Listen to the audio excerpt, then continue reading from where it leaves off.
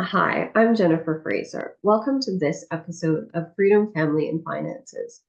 Um, I'm going to have a great conversation today about how we are going to create the change we want to see in Alberta, especially as it relates to the food we put in our bodies. I'm really excited about today's episode as I get to talk with Malcolm Saunders, the superfood alchemist, also known as the Malcolmist. Hey, Malcolm, how are you? Oh, I'm doing great, Jen. Thank you so much for having me on. And you're so welcome. For those of you who don't know, Malcolm Saunders' mission is to inspire positive contribution in the world and to help you find and craft your own food and medicine. He has worked in the field of holistic health for over 20 years and is the owner and creative visionary of Light Seller, where he's the lead instructor, forager, and formulator, as well as the author of two books, Elixir Life and Chocolate Life. Malcolm is also on the faculty of Wild Rose College of Natural Healing, teaching fermentation and business for herbalists. So, on that note, do you want to tell us how you got started and a little bit of your history? Okay, right on. Yeah. So again, thanks for having me and love the theme, the topic of everything. And I think we're going to weave all that through, family, freedom, finances, of which health is that foundation. And for me, I've got onto my health journey when I was 16. Time of your life, you're supposed to have all your youth, all your energy, and I could actually barely make it through a day. Just super low energy, fainting spells, this kind of a thing. And it was all the result of a decision I'd made. So Tuesday afternoon, and unlike any other, I'd come home. I'd been thinking about this for a while. And mom was in the kitchen. She was preparing supper. I could smell the chocolate chip cookies cooling on the counter. And I says, Mom, I'm going to become a vegetarian.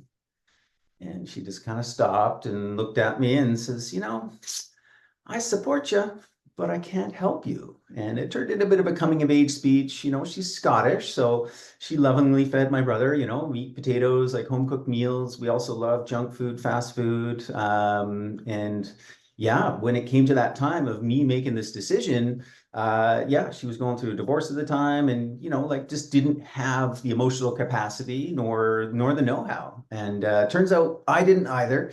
So I went from eating meat, potatoes, and junk food to just potatoes and junk food, and it didn't go so well. And it really woke me up to the reality that food has such a deep, profound effect on our physiology. Obviously, but at a 16-year-old, I didn't know that, right? I was just whatever was quick, easy, and tasted good.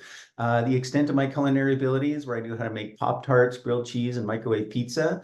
My favorite meals of the day were breakfast cereals. I could have that breakfast, lunch, dinner, snacks in between, no problem. Frosted Flakes, Lucky Charms, Fruit Loops, that kind of thing. So I really started from kind of a, standard American typical kind of diet. And the original inspiration had nothing to do with health at all, actually. It was this kind of environmental ideals of which here we are a couple decades later, like that is still a predominant narrative. Like it's actually, in fact, gotten even louder. And long story short, spoiler alert, I'm no longer a vegetarian. We'll get into some of those principles. But yeah, I had to go down that path and experience it for myself because I was so rooted in kind of the ideology of it. And yeah, in that journey of trying to figure out how to feed myself, from again, more of like a environmental, social, political kind of roots, yeah, I've come to a place now where I feel amazing. I love the level of health that I have. I feel really good about the food that I eat, that I create, that I share, and it's 100% in line with what's ideal for health, but all for me personally, but also environmentally, socially, politically. It's a part of who I am. And there's that saying, like if we want to be the change, if we want to create the change. There's that saying that we vote with our dollar, and no more important than our food dollar, for our health, but also for our communities and for the earth. So, before I kind of get painted as a bit of a green nut here, like I do care for nature and the environment. We're part of it, obviously, but so much of that narrative has been hijacked by the political would-be elites that, they just want to turn it into a conversation around, climate change and carbon. And it's like, oh man, we are just so missing the mark. So, to me, it's about ecosystems, and it's about, so much more depth than basically a political tool. And everything that you hear about, we can go into those details, if somebody's kind of on the vegetarian fence, like it's very a noble thing to do. But my conclusion from personal experience and observation over decades that it's highly misguided, and that narrative is being used kind of as a political tool and a political weapon. So yeah, I'm stoked to get into the conversation today. We'll see where it goes, and we want to kind of have health as this kind of foundation, because if you don't have that, what do you have, right? You can chase anything in this world. We need to have our health. We need to have that vitality to, fulfill our mission, to be who we are in this world, to contribute, to show up. And I get it. Sometimes it happens, you're dealt a bad card or something happens. And then it becomes a journey of, looking inward, looking to the community for help to get your health back.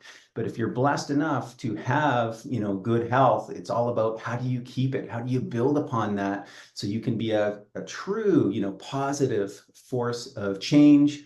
And, tying into that element of freedom, right? If you have your health and you're not, burdened by or tied to or beholden to, a modern industrial pharmaceutical, model, or even industrial agricultural food model, if you can free yourself from that, freedom, finances, and family, like this is kind of where the rubber hits the road. So let's kind of dive into that. That sounds amazing. And I have so many questions, and they're kind of going in about 30 different directions. So I'm going to choose one. And so, let's talk about that health sovereignty and self-responsibility, and how we choose our foods, right? Like there's almost this false dichotomy that we can only have good tasting food or healthy food. And we know that that's not true. Do you want to dive deeper into that, perhaps? Yeah, for sure. So, in fact, like taste is such a clue, an indication of, nutrition. We've got that phrase in our culture, bitter medicine. And yet, like most of us will kind of avoid certain foods and no fault of our own. Like we've kind of been raised with a certain diet and a tendency, like even biologically, we tend to, move towards things that are sweet or calorie rich. There's kind of something survival built in there. But what's happened is, through the industrialization of our food system, our senses have been kind of perverted by the foods that are created, that are offered to us, that, are appealing through its colors, the trick of the fake colors versus natural colors, the trick of fake flavors versus, truly natural flavors. So it's a challenge to navigate the food system, and we need to come back to our senses, literally come back to our senses, reset, and kind of begin again, and follow a more natural path. And you're absolutely right. Like kind of there shouldn't be any separation between what is healthy and what is absolutely, delicious and appealing and good for our bodies, good for the earth, good for the communities. Really, when you get it right, that all lines up, and it's a beautiful thing. But it takes a little while to get there, depending on where one is at within kind of our culture and our society. So looking to more ancient traditions or previous cultures, like literally every single cultural diet around the world is a good diet, more or less, except the standard American diet, the industrialized food diet. That one is really where we went off track, and we could see the results, like physically, mentally, emotionally, environmentally. Like food just plays such a profound role on all those levels. And we can see the results of how people are suffering from choices that have been made other than health, right? Like industrially, commercially, a lot of producers of food, or they're chasing the bottom line. It's all about shelf stability. It's all about, the cheapest ingredients. It's all about, maximizing profits. And I'm not against profits, right? Like this is conversations about, finances, which is our key. Like we need good financial and economic health. So again, those two don't cancel out each other. We can have food that creates wealth in our communities, but also creates health. And part of it, when we look at the world and everything that's going on, like part of my optimism actually comes from the fact that, all the million little things that we're doing wrong, like it's like, actually, we just need to shift. Like, this is so simple. We could just like shift this, course correct, like no problem, turn this thing around. And, if we each did a little bit in our life, and, for me, a big path has been the health component, the health focus. Some people will be drawn to that. Others, like, I don't expect people to take, 10, 15 years to figure out their diet like it did for me. That's partly why I do what I do. So I can kind of like save people time, save people like, all that focus. That's been my journey. And yeah, I don't regret it. I'm super grateful for it. But food at the end of the day can actually be very simple. Our health can be so simple. And, the knock-on effects from that are going to be absolutely massive. We just need to kind of just make some small little shifts. And so I'm a big believer in eating natural foods. And maybe that's a bit of a weighted, like they're like, oh, natural, right? But I often get called a hippie. I'm a natural guy. I like nature. I'll take that title, because what is better? What is more true? What is more right? Think about, so like the best compliment you could be ever given. It's like, hey, Jen, you're a real natural. Or what's the best advice you could ever be given? Just be natural, right? Just be yourself.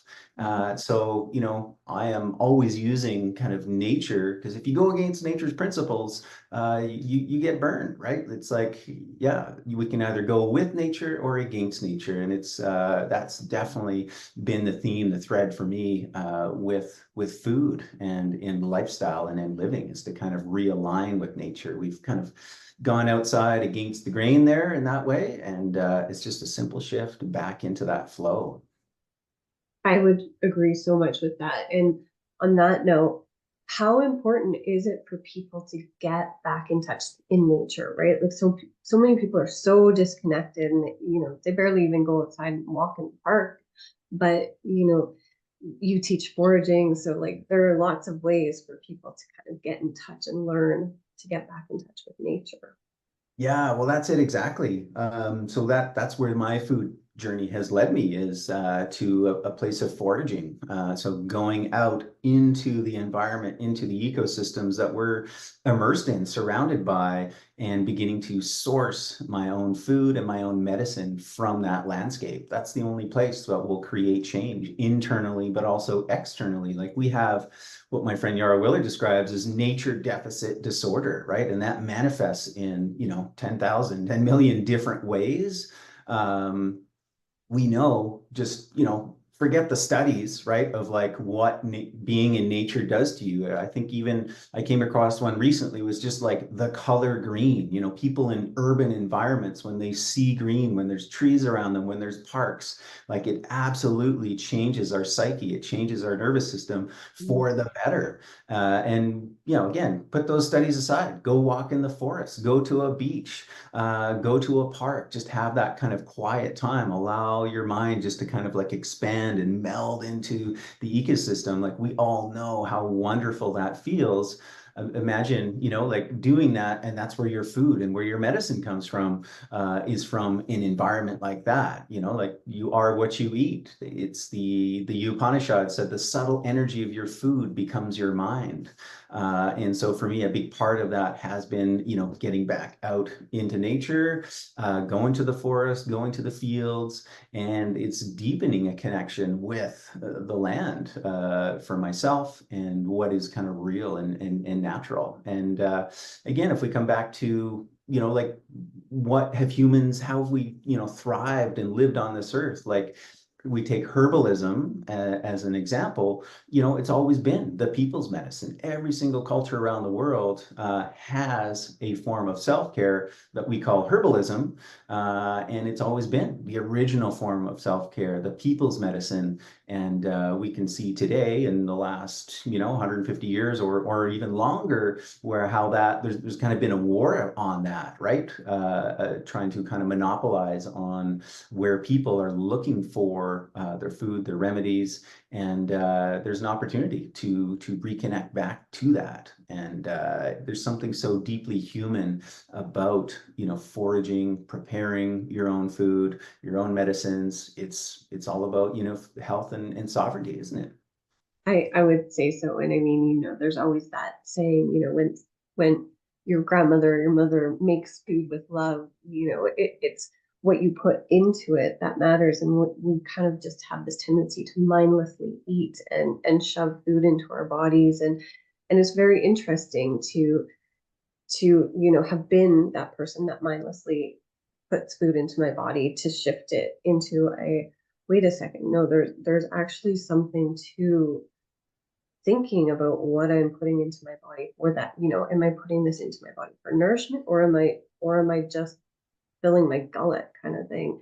But you have this passion for sharing your knowledge with others at the Light Cellar. And so what inspired you to want to really help people in make better food choices for themselves?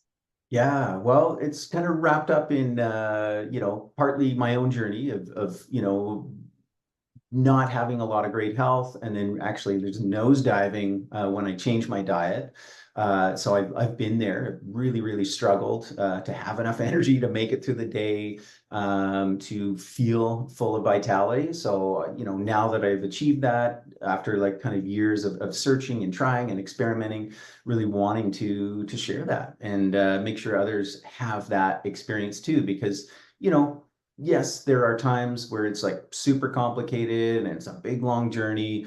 For most people, it's just like simple little shifts, it's just like, whoop, it's kind of like a little upgrade, like each and every time. So it's all possible within our reach and our realm, and I really, really want that. And it's this passion for wanting to create positive change in the world. Because during that time of kind of a teenager, I was born and raised in Calgary, grew up in the Northwest, like suburbia, and felt like very disconnected from the culture. Like going to high school, it's just like, oh my gosh, this is a prison, and faced with that prospect of a life sentence of Monday to Friday, 9 to 5, was just not what I wanted to do. And in seeing all the problems in the world and wanting to kind of like do something, change them, there was a moment where I was like, you know what, it's too much. Like I'm actually just gonna like, how about I'll just go do my own thing? I'll work on myself. And I essentially like retreated from society. Every once in a while I'd get sucked back in. I'd have to get a job and work for like a month or two, but then I'd go traveling and I'd be in yoga centers and meditation centers, just kind of like working on myself. And that was good. That was a very valuable experience for a while. But at some point, I had this shift, and it came in the phrase of, be in the world to help change the world, Mm. and just really took on this responsibility of like, okay, I've tried the escape, I've tried the retreat, and actually, I can't even do that, because I had to like, of all my like living frugally, like hitchhiking and this and that, like I would still every once in a while have to come back and, get a job and make some money, and then I could go out again. And there was also a big pivotal shift in my life where I was going to be expecting, to be a dad.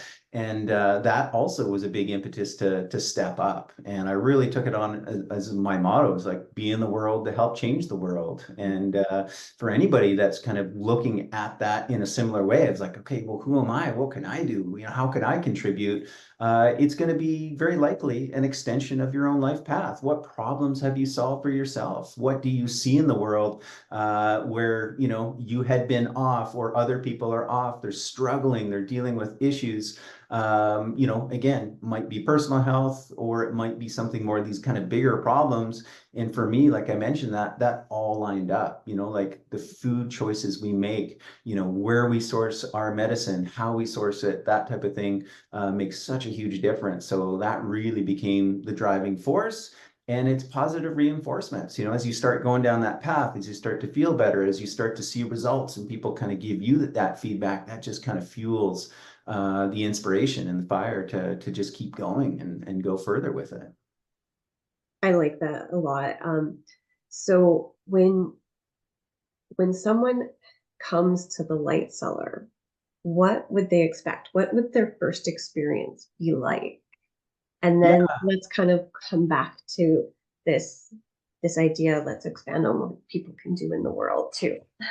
yeah, for sure. Okay. So yeah, we're a bit of a unique destination. Like I even hesitate to call ourselves a health food store. Like I mean, we are, on some practical level, but we're different than that. Like we're a destination, it's unique, it's a community. You can find super high quality, hard to source. Like there's no junk in there. There's no fillers. There's no, I always say, you can judge a company by its worst product. Like it always astounded me, like, conventional grocery stores, there's that phrase, like stick to the outside, avoid the inside, avoid all the aisles, right? It's all packaged food, processed food, that kind of a thing. And to a large degree, a lot of health food stores are like that as well, where it's like, okay, they got some great stuff, amazing. But overall, again, the industrialization of our food system, not only has quality gone down, right? We're kind of chronically faced with high calories, low nutrients. So to me, in my path is like, okay, how do we flip that around, right? How can we get the most amount of nutrients in the least amount of calories, like nutrient density? And then how do we bring diversity back? I remember years ago coming across a film called, I think it was like King Corn. I can't remember the name of it, but the whole principle was like these guys, like they were just demonstrating that like almost everything in the grocery store is like basically corn, like your beef is corn, your milk is corn, all the packaged foods like based on corn. And that's a bit of an exaggeration, but it's been a narrowing of like we're really just eating 12 different foods, and that traditional peoples around the world, they had an incredible diversity of foods that was all within season and within the natural rhythms. And yeah, it was an abundance of nutrient dense foods, but through industrialization, there's been a narrowing of options. So not only like a lowering in quality, but a narrowing of options. So Light Cellar was kind of born out of my own journey of like rediscovering foods of like, whoa, from cacao and gojis and spirulina to then getting into herbalism and fermentation and medicinal mushrooms and just really, really expanding. So I would say that some people, their first, venture into the shop is overwhelmed, right? They're like, oh my gosh, I don't recognize anything. What is this place? Like, and that's okay, and even if it's somebody like 50th time in there, we've kind of got, like an unspoken, and it came out actually out of our clients, of this idea of like the one new thing. It's like, so if you're in there and just everything's brand new, yeah, just pick one thing, and it might be something like live culture ferments. Every single culture around the world ferments its own food. Mm. It's, essential for so many reasons, both as a practicality as well as, for health.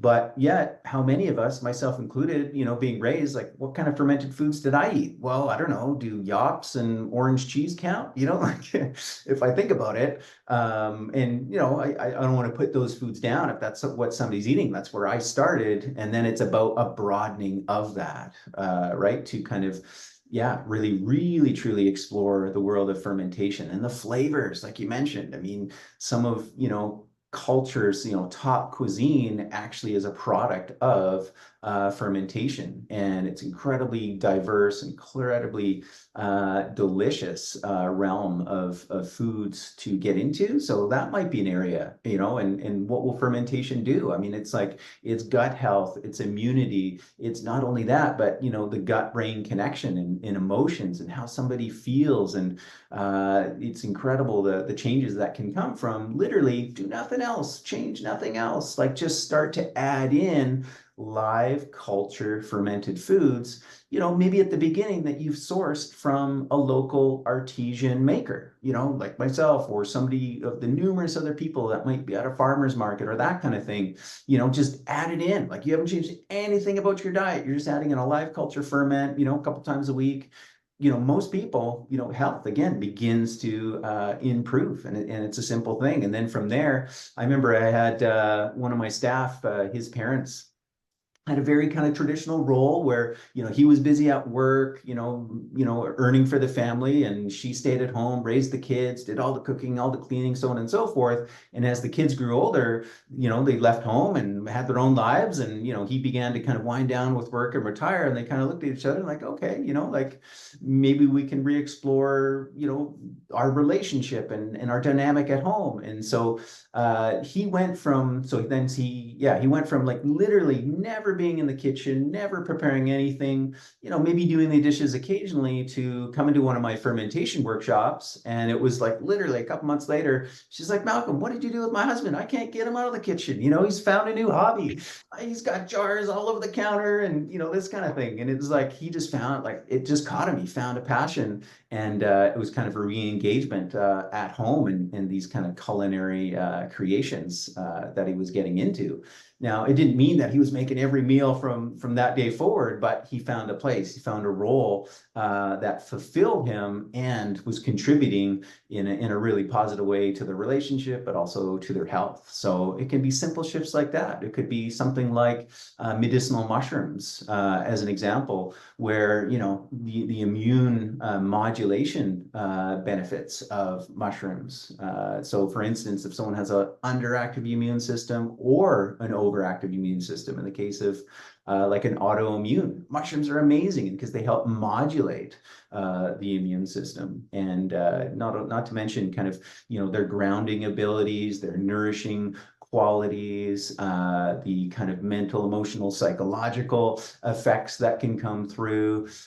Maybe one of the best testimonials that I ever got was in the early days. I had met this guy who was, he had heard about Light Cellar through some of his friends, and he went to kind of check it out. And just started kind of small and then just kind of built. And soon it was like every week, he was in the shop, like trying something new and doing this, and just like it changed his life so completely. He says, Malcolm, I don't think I can work in my job anymore. Like it had such a profound influence on who he was and his worldview and everything, that he's like, yeah, what I've been doing, in the office downtown, it's just like it doesn't fit anymore, So it's cool to I see. can relate to that story for sure, right? Yeah. Like, I think with my own discovery of medicinal mushrooms and fermentations, it's, once you understand how they impact your health, it makes such a difference on your life. You just go, okay, I have to share this with everyone because, and it is so profound in that way. And you spoke to earlier how people get overwhelmed walking in the first time. And I remember the very first time I walked into the Light Cellar at your old place. I stood there stunned, and I think I turned around and walked out because I was like, I don't even know what to do. But but it is that community. Like, people now go there. I go there for the community. I go there to sit at the elixir bar or try some, whatever new concoction is been made. And elixirs are such a wonderful drink. Do you want to talk a little bit about the elixirs and what those do for us? Yeah, for sure. Yeah. And so this is, really kind of like a practical, tangible way to put the phrase, we've all heard, let food be thy medicine, medicine be thy food, like put that into practice, put that into a principle in a super easy, kind of practical, applicable, modern way. And for me, it originally started with smoothies, and a lot of people, enjoy smoothies. And, early on in my kind of career path, I chosen nutrition. Like that's what I was going to focus on. I did some formal training, but that was just to kind of like bring me up to speed, fill in some holes that I maybe had just from self-study, self-experimentation.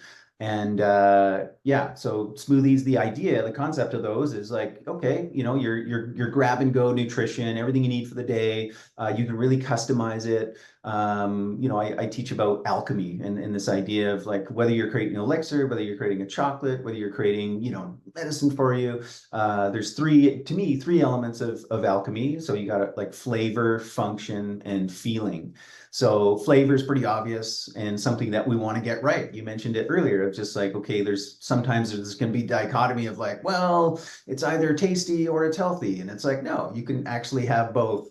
And so, flavor, what are you in the mood for? What do you enjoy? Or if you're making it for your kids, like that's got to be top and forefront is flavor. And obviously, different ingredients will help create that flavor and either make it appealing or not so appealing. So that's got to be number one. Number two is function and this idea of like functional nutrition. Oh, what a concept, right? I'm going to like consume food that's going to help me function, better. Well, what's the function of your day or what do you need out of your food, right? Are you in school and you just need to be focused? You need to be alert. You need to be aware. Or do you have cardiovascular issues or blood sugar issues? Or again, immune system, right? It's like choosing those ingredients that are going to support you functionally, and feeling blends a little bit into the function because how we feel is a result of how we're functioning, but how I look at it, that is again, how do you want to feel, right? Is it kind of, are you creating a beverage, are you creating food kind of at the end of the night? It's like been a long super day and you're just like really stressful, you just want to kind of chill out, settle into the evening, make sure you have a good night's sleep, or is it like actually you're going out partying and you just need that energy, or it's first thing in the morning and you can have foods that are kind of supportive and will create a certain feeling, nice and chill, super alert, that type of thing.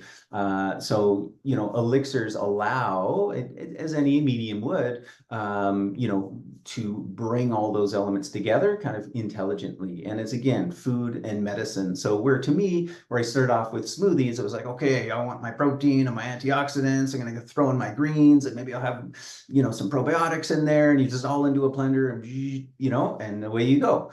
One of the first things I did was I started to add in like a herbal element. So I've since really gotten into herbs, and we can talk about this idea, this path of not only should everyone be their own nutritionist, but I think everyone should be their own herbalist. And, teas and elixirs and this kind of thing are a great channel for that. So bringing in this herbal element of things like nettles or the medicinal mushrooms, and practically what that looks like is, okay, let's say if you're making a soup or you're making a smoothie, it started with, instead of water, I'm going to add herbal tea. And again, I would think about flavor, function, feeling. What's the flavor of that herb? What's kind of the function of that herb? How's it going to make me feel? And, kind of building on that from there. So elixirs, they can be hot, they can be cold, they can be sweet, they can be bitter, you can really customize them any which way.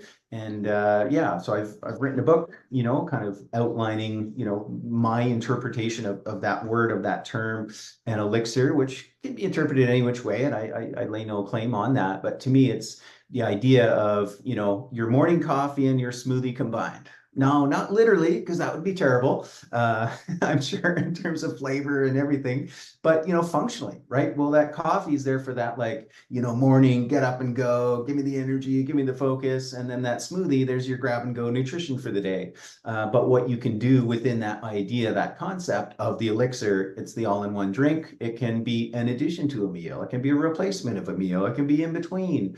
And you're really nourishing yourself. Again, it's food, it's medicine, it's just that daily ritual. And the other thing I love about the elixirs is, after so many years of kind of working in the field of nutrition, and maybe some people are thinking this as well, it's like, oftentimes it's like, oh my gosh, like I've got to do all these changes. I got to turn my life upside down. I got to stop doing this. I got to start doing that. It's like, who has time or energy for that, right? It's just like, I get it every once in a while, like you do, or you're up for the task, but most people, like, life is full. Like, you've got kids, you got this, you got that.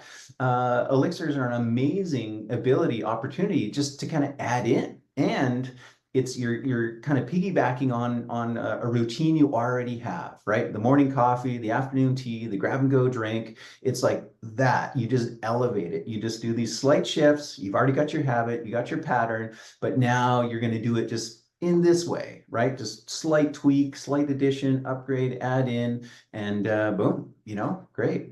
You're on your way.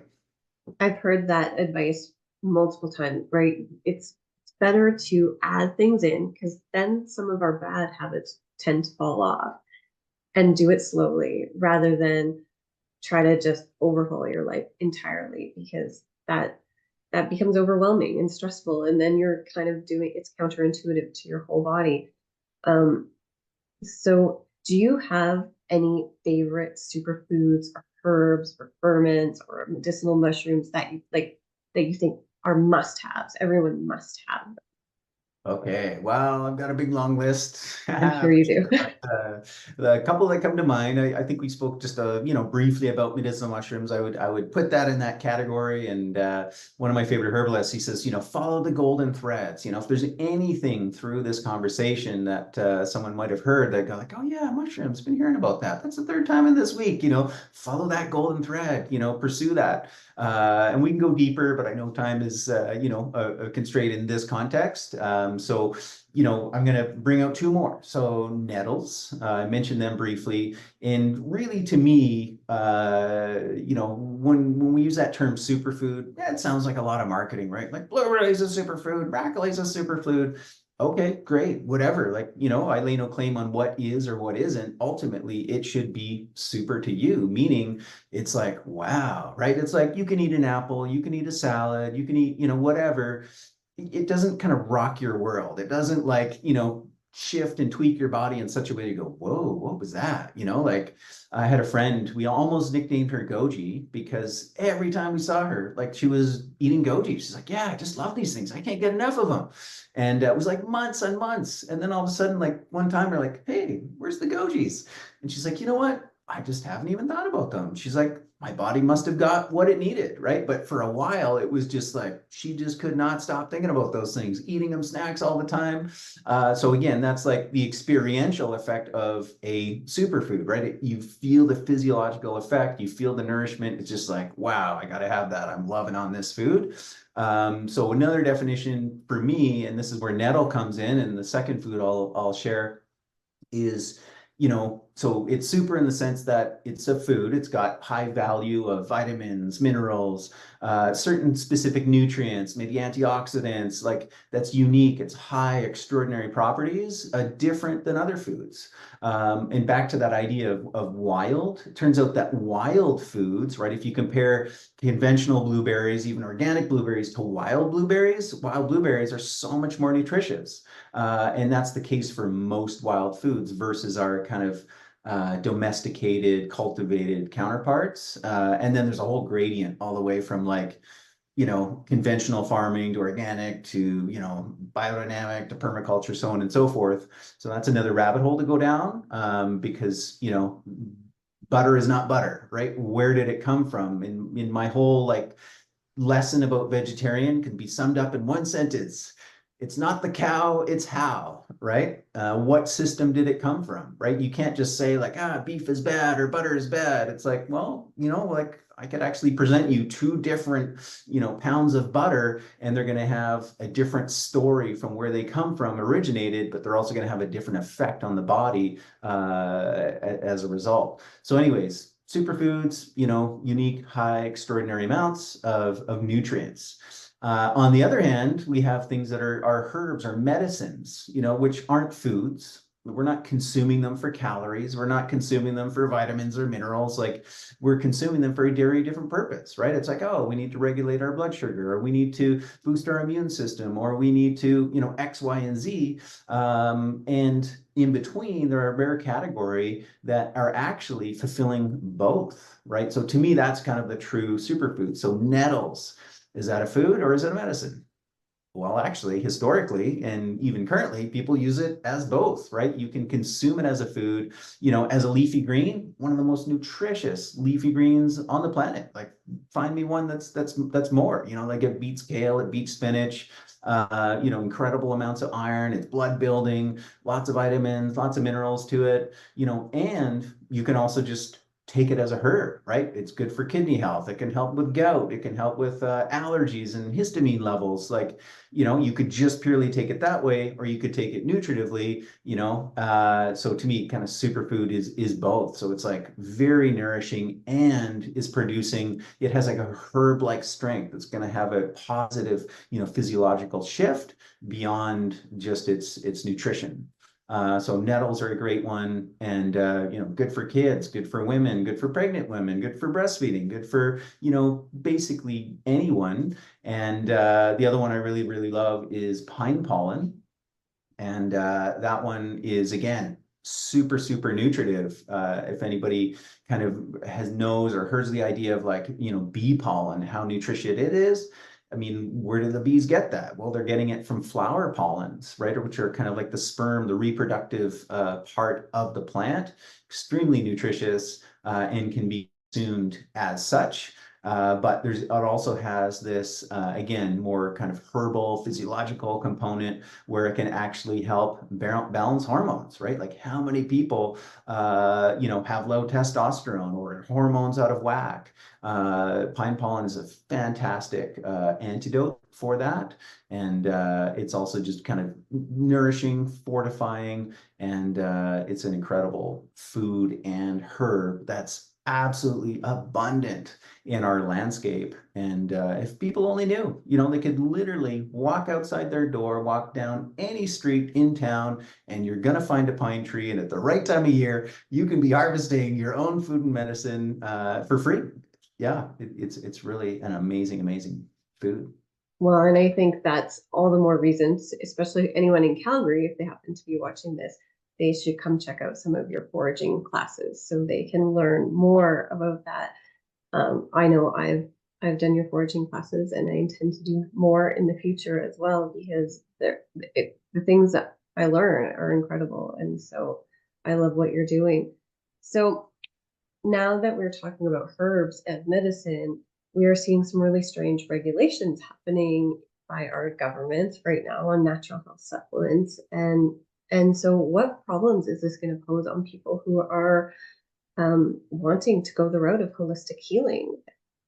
Yeah, totally. So, yeah, as we get into that, and this is a nice little tie-in to Pine, is I want to bring up this idea that when you become your own herbalist, become your own nutritionist, like you begin to disconnect from those systems. So the pandemic was a well, in quotations. I don't think anybody needs that kind of clarification. But during that whole multi-year period, it was funny, the number of requests that we got for pine. It was almost like this gateway herb. People had heard about pine, that it was going to help in all these different ways. People began seeking it out, and we'd get phone calls like, "Do you guys carry pine needle tea?" And we'd be like, we'd almost joke, be like, "Have you looked outside?" Like, you've got pine. Like, again, walk down any street and you'll be able to find some pine. You'll be able to create your own pine needle tea.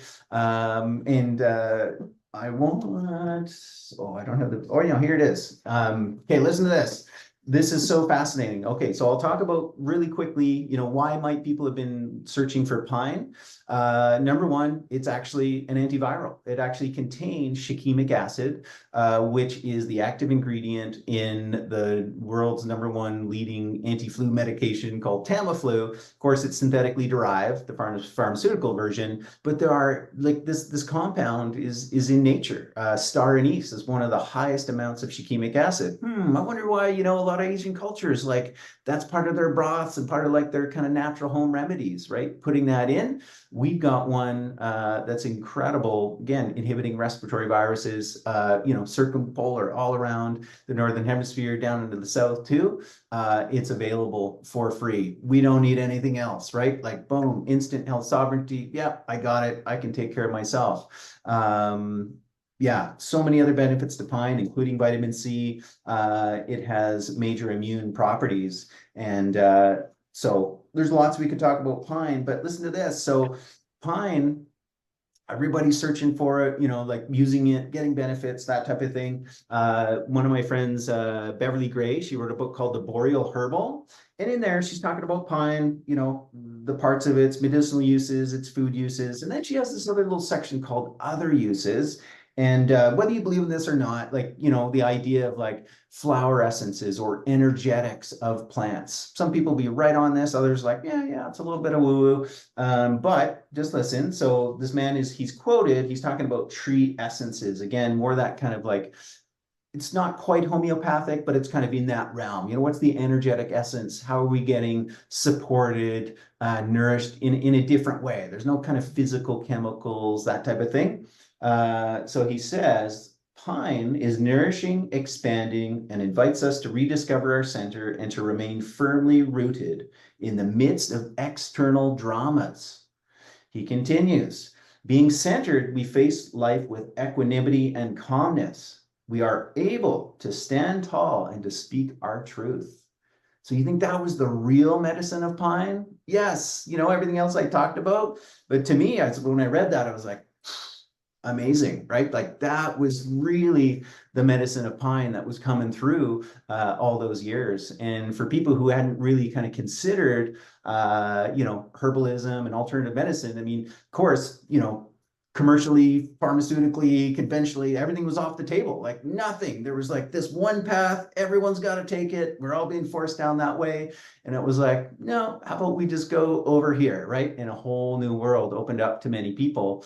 So that's a long way of saying, they'll never be able to take that, right? So all this drama of, Health Canada, natural health supplement regulation, like herbalism is grassroots, right? And it will always forever be there. They'll never be able to take that away. Your ability to learn how to craft your own food and medicine, for things that you grow, the things that you can find and wild forage, that will never go away. That being said, I've only come to this world because of how much it has grown. So I want to see it go beyond grassroots. Like we're in this kind of growing, flowering stage. And that is beautiful, right? We want to bring more and more people to this. And that the fact that the government, for decades, this is nothing new. They've been at this for a long time, is trying to, squash that, control it, confine it, regulate it excessively. And yeah, so there's a bit of a challenge and a battle going on. It will continue. I think ultimately we will remain victorious. And so even though, I'm much about like, well, they'll never be able to take away those kind of fundamental grassroots. I am a part of the fight because I'm involved in the industry, but also I want it to see it to grow. I don't want to see it suppressed. And yeah, I mean, there's a lot to that rabbit hole. Happy to answer any questions, but kind of that to me is the big picture. It's just like we need to get these regulatory bodies, out of our life and in between, get them out of in between our food and our medicine. Well, and that brings us back to the whole title of this event, which is Freedom 5 Million Finances. And that's what we're trying to do is create this health sovereignty and where people are, either knowing their farmer or growing their own food, or, it's a lot more almost barter like in some essence, or we're finding our own ways of transacting because, even our money systems are kind of collapsing and there's lots of stuff going on. So I don't know if you have any final words that you want to speak to, especially as it relates to someone who doesn't who feels stuck in their life and wants to do something different, but they don't necessarily know what they want to do. Because you started talking to that earlier, and like we already know, but we still get stuck. Yeah, totally. So, it's following those golden threads. It's listening to those little whispers, knowing that each one of us is here, for a purpose, greater beyond ourselves. Yes, absolutely. Live a life of fulfillment. But true fulfillment comes from serving others, and true wealth is created.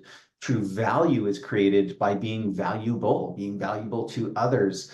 Business is nothing more than providing experiences and solving problems, right? So, in taking stock and looking at your own life, what are the things that you are noticing? What are the unique experiences that you've had that have given you insight into the tiniest problems of your own world and your community and your society, or even the big ones. And each one of us is going to have an opportunity to step up. I mean, Jen, even before we hit record, like this, what you're doing right now, you are a living example of that, right? Like, despite all the fear, despite all the uncertainty, despite all the doubt, like, who am I to do this? Well, you are the person to do this, right? You felt the call. You were the one that put it out to all these individual speakers who are like, yeah, I'm here to support you. Like, share my message and get this out to a whole new group of people. Yeah, that's it. That's proof of action. And I was having a conversation with a friend the other day who and I get it. I think it's very relevant to bring up right now in this context of the conversation. She's got two young children, 3 years old and 7 years old, and she had a career. She was into kind of counseling and just like really helping people on that way. And she's just like, Malcolm, I'm in this stage of my life. Like, I just feel overwhelmed from being a mother, being a wife, being a housekeeper. She feels very fulfilled by that, but she feels completely overwhelmed. She's like, I can't do the counseling thing. I can't like look at anyone else's problems beyond that. And I get that. A lot of people are in that space of like just the day to day is an overwhelm. And I think, if you're in that position, as a mom or a stay-at-home dad and you're the primary parent, like that's enough, like because that's and she was recognizing it. She's like, I know this is a phase. Like, as much as I want to like rush out of this because it's so hard and it's so tough, like this is my most important work right now, which is, working on myself, nourishing my children, providing them the best life experience that they can. That's it. That's enough in that moment. So don't feel the pressure that you need to do more, be more, take on the world and change all the problems. Like, if you're in that position, that's enough, right? Or if you have major health, like I know somebody who went through years of Lyme disease, like debilitating, couldn't even get out of bed. Like she would take even just like the smallest like natural health supplement that, somebody had recommended that worked, it would just send her for a loop. She just could not do anything. But you know what? She came out of that. And now she's the most beautiful, like healer, worker fully activated on the planet. Like it's amazing, who she is and what she's become. So there's a time for everything. This too will pass. And maybe that opportunity will come. It's all about, are you going to follow it? Will you step up to the plate, in small ways and big ways? I think that's really what it's about. That's how we're going to create positive change in the world. I think so too. And I think there's an element even of slowing down. And you touched on that, right? We don't have to do it all right now. But there's this idea that if we don't, then the world's going to fall apart or our world's going to fall apart. And so, but yet at the same time, there's this revival of human values and connection, and people are just really wanting to collaborate and be among community and slow down and kind of go back to simpler times too. So I Yeah, don't, I know that's so healing and it's so nourishing to be able to do that. And just to reemphasize like my little tiny, slice of the pie and the angle that I'm taking on all this is, like to me, food is a part of that. Foraging is a part of that, right? Like when you just stop, you slow down, you take the time to like, consciously like prepare a meal and to consume it with your family. That is amazing. Like that is healing and it's so deeply fulfilling, yet it's so easily overlooked or not taken upon. That's the work. for sure. And I think that's what leads to all this overwhelm that we're seeing. Everyone is suffering from overwhelm, it seems. Um, I would love to wrap this session up with how did you come up with the name the light seller? Okay, right, for sure. So two elements to it. Obviously, one is light, which I was a raw foodist for a little while, which I got into the idea of like, well, all foods, the source of nutrition, everything, life is light, and to kind of further kind of prove upon that, there's a method called Kirlian photography, which takes a picture of like kind of the electrical potential, the light potential, off certain foods, and they would compare them. It's like, okay, here's a, chemically grown tomato, here's a garden grown tomato, right? And just kind of like the light frequency of those foods, it was so different. And obviously, I want to be lit up, like that's a big kind of guiding part. I mean, to me, it spells vitality. And, you can see it in people, you can see it in foods. Like there's a light quotient coming off each of us. And I want to like elevate that. And, food as well as other lifestyle practices will help increase that level of lit upness, inspiration that we can have. And then the other aspect was of like the cellar, the idea of returning to actually having a store of food, practically because you can save money, practically because there's that saying, we're only 3 days away from chaos. Most people have 1, 2, 3 days worth of food. The grocery stores, our supply chains, 3 days max, right? But that can actually change in hours, just at the hint of some sort of impending doom. People will, that'll disappear even quicker. So I wanted to come back to having a store of food, and again bringing the light to it, not some sort of like dingy dark cellar, but this is a thing of beauty, this is a radiance, this is nourishment, this is coming back to buying in bulk, and having a store of food, and not relying on this just in time industrial supply chain, of which hey, well, it's there, let's use it, let's benefit from it, but we can do so in better ways. Again, that feels more kind of deeply connective and inherently human, is to not only prepare our food, but to have some sort of hand in procuring it, whether it's growing it or foraging it, or even just again buying big amounts of it and kind of properly storing it and nourishing ourselves from that. That's wonderful, Malcolm. I really appreciate this conversation today. I know there's so many more things we could talk about, and we could go down so many rabbit holes. If you have any final thoughts or words now, it'd be a great time. Yeah, right on. Well, thanks again for putting this on. Thank you for those who are listening. And you're right, there's so much more that we could talk, share, and it is a rabbit hole. It is a journey. And if anyone's feeling called to kind of, take themselves further down this journey, if they see that I can be of help and assistance in any way, I've got tons and tons of free content online. You can look at lightseller.ca.